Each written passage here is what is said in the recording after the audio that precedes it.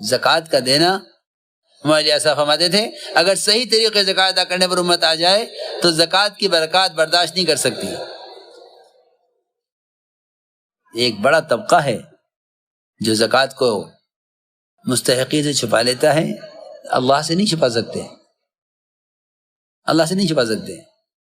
زکوٰۃ چھپا لیتے ہیں, زکوٰۃ چھپا لیتے ہیں. ادھر زکوٰۃ چھپائی, ادھر زکوٰۃ چھپائی اور ادھر ٹیکس چھپایا. ہاں, یہ زکوٰۃ چھپائی, ادھر زکوٰۃ چھپائی, ٹیکس چھپایا. بجائے اس کے کہ اپنے مال سے دوسروں کو نفع پہنچاتے ہیں تو اللہ تمہارے مال میں برکت ڈال دیتا. اگر زکوٰۃ صحیح طریقے سے ادا کرتے تو اللہ تعالیٰ مال کی حفاظت بھی کرتے اور مال کو بڑھاتے بھی. مال کی کثرت, مال کی حفاظت زکوٰۃ کے دینے میں ہے. یہاں مال کی کثرت سود میں نظر آتی ہے اور مال کی قلت زکوٰۃ میں نظر آتی ہے. یہاں مال کی کثرت سود میں دکھائی دیتی ہے اور مال کا کم ہونا زکوٰۃ میں دکھائی دیتا ہے. معاملہ اس کا الٹ ہے. انہوں نے زکوٰۃ چھپائی اور ٹیکس کے مقابلے میں زکوٰۃ کتنی ہے؟ بہت بہت کم. اللہ تعالیٰ تم سے زکوٰۃ ٹیکس کے مقابلے میں بہت کم لینا چاہتے تھے. انہوں نے کم کو چھپایا, اللہ سے بچایا.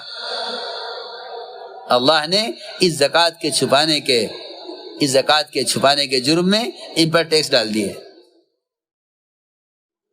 آپ دیکھ لو, چاہے اپنے ملک میں ہو چاہے باہر کے ملک میں ہو, ٹیکس دو.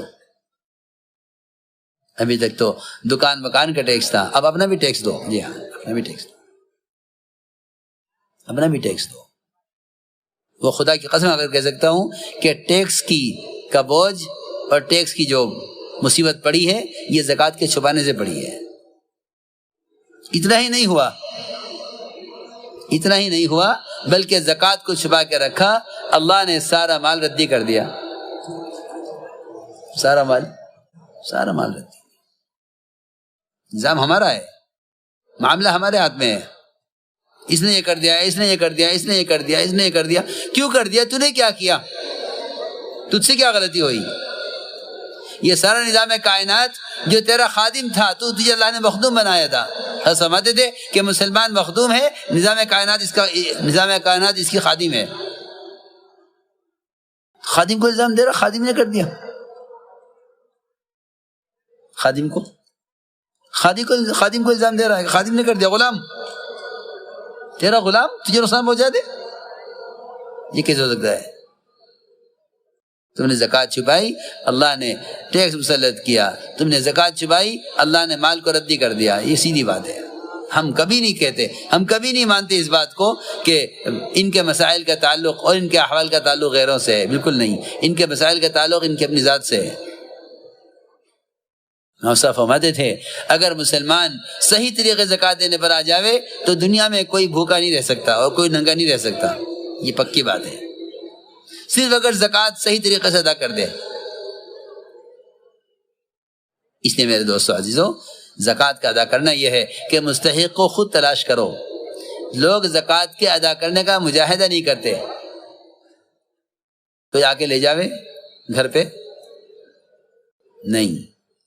کسی مستحق کو اپنے گھر آنے پر مجبور کرنا زکوٰۃ دینے کے لیے, یہ اپنا احسان سمجھنا ہے اس پر, حالانکہ اس کا احسان ہے کہ اللہ نے اس کو مستحق بنایا ہے, میرے ذمہ میں زکوٰۃ اس کو پہنچاؤں.